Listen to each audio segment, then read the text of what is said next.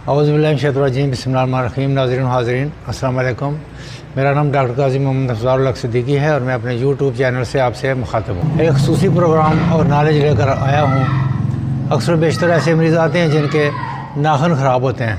हमारे पास खुदा के फजल करम से इसका मुकम्मल इलाज मौजूद है। मेरे पास काफ़ी केस नाखूनों की ख़राबी के आ चुके हैं जो कि अल्लाह ताला के फजल करम से शिफायाब हुए हैं।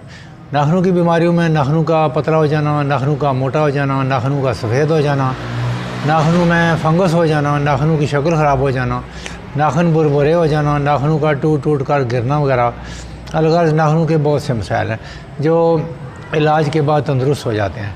नाखूनों की बीमारियों की कुछ वजूहत इस तरह हैं कि नाखून एक्जिमा के बायस या कैल्शियम की कमी के बायस या विटामिन की कमी के बायस या बाज़ केमिकल के इस्तेमाल के बायस या दाद के बायस ख़राब हो जाते हैं। कई दफ़ा नाखूनों के गिर्द नाखूनों की जड़ के पास पीप पड़ जाती है।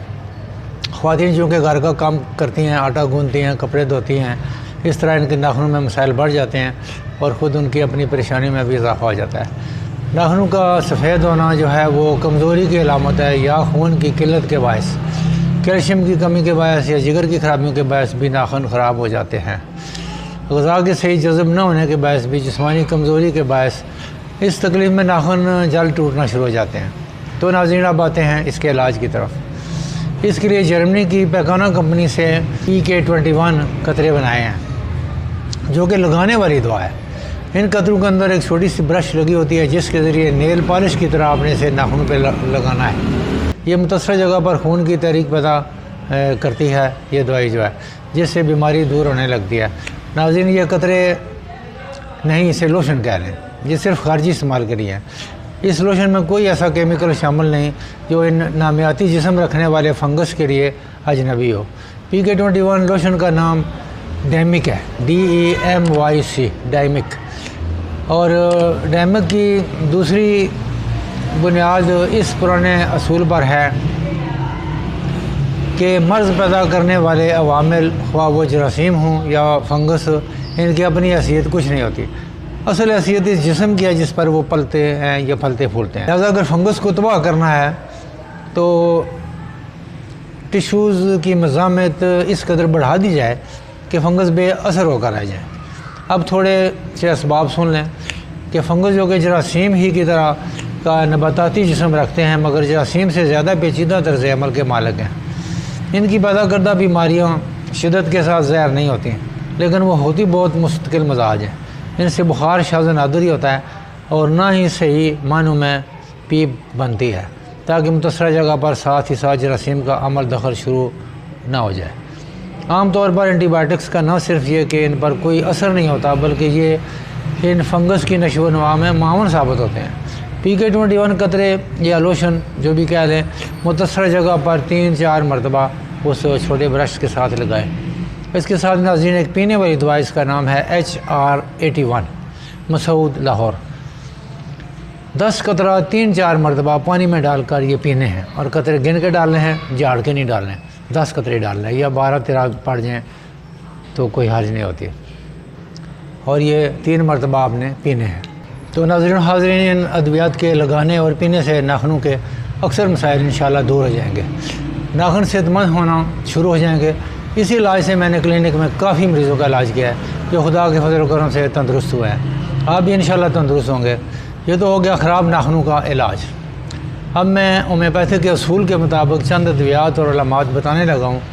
अगर इन अलामात में से कोई अलामत आपके मरीज़ पर अगर सादक आती है तो एक दवा का और इजाफ़ा हो सकता है।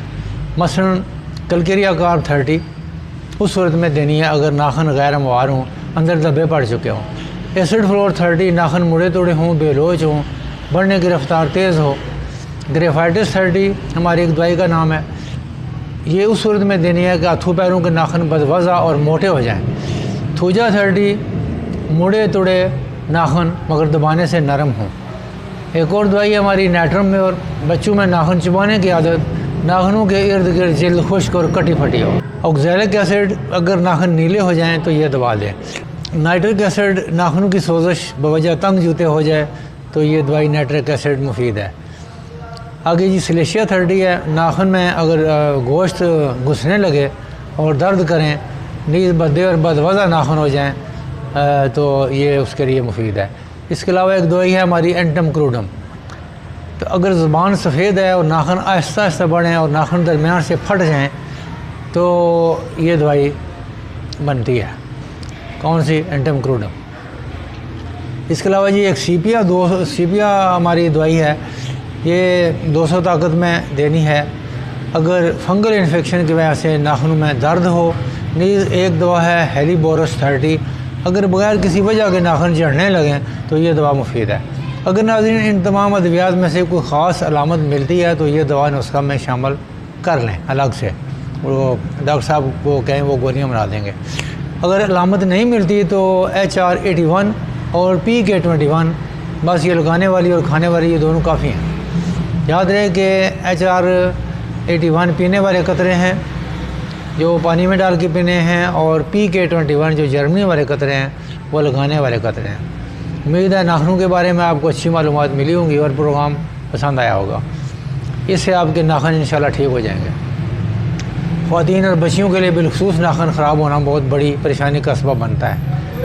آج ویڈیو چھوٹی ہے لہٰذا آج کا پروگرام آج کا پیغام سن لیں کہ ادویات ہمیشہ ڈاکٹر اور حکیم کے نسخہ کے مطابق لیں، اور زہریلی ادویات جو ہیں وہ بغیر ڈاکٹر یا حکیم کے نسخہ کے بغیر نہ کھائیں۔ حکیم صاحب مریض کو سنکھیا زیادہ مقدار میں غلطی سے دے بیٹھے، یعنی باجرے کے دانے سے کم خوراک بنتی تھی، انہوں نے شاید گندم کے دانے کے برابر دے دی، مریض فوت ہو گیا۔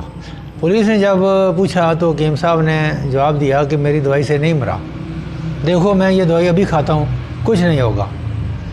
حکیم صاحب نے سنکھیا اسی مقدار میں کھایا اور فوت ہو گئے۔ یقیناً حکیم صاحب خود یقیناً نان کوالیفائڈ ہوں گے۔ دعاؤں میں یاد رکھیں، چینل سبسکرائب کریں، شیئر کریں اور لائک کریں۔ ڈاکٹر قاضی افضال الحق صدیقی کو اجازت دیں۔ پاکستان زندہ باد۔